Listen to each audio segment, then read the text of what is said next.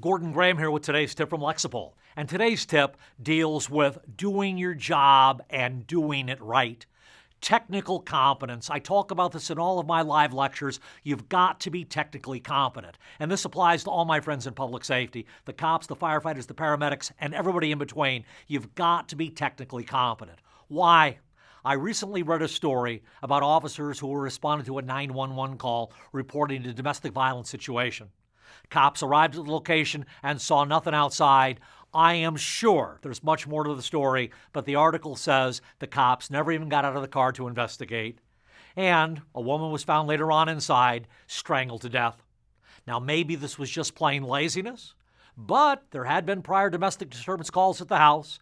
Maybe the cops are tired of going to the same old place for the same old thing. Nothing serious going on last time we were here, so there's probably nothing serious going on today. Ladies and gentlemen, this is complacency. What are some of the minimum steps that could have been taken? First and foremost, the most obvious one to me, get out of the car. This is not advanced rocket science. Get out of the car. Take a look around. Listen. Knock on the door. Have dispatch call back. Talk to the neighbors. And this is not limited to cops. Fire and EMS personnel can fall into this trap of complacency also. It might be tempting to skip your normal procedures when you respond to that hypochondriac who calls every week. But it will be a tragedy if the one time you don't check it out thoroughly, those reported chest pains are in fact real. This can happen in jail settings also. You probably have that inmate who was a chronic complainer. Do you handle the fifth complaint the same way you did the first one?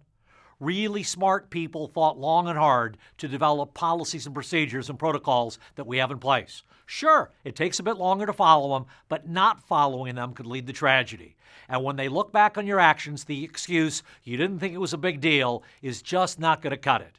Do your job right. Do it thoroughly, not just some of the time, but all of the time. Not just when you think the call is legit, but all of the time. And that is today's tip from Lexipol. Gordon Graham signing off.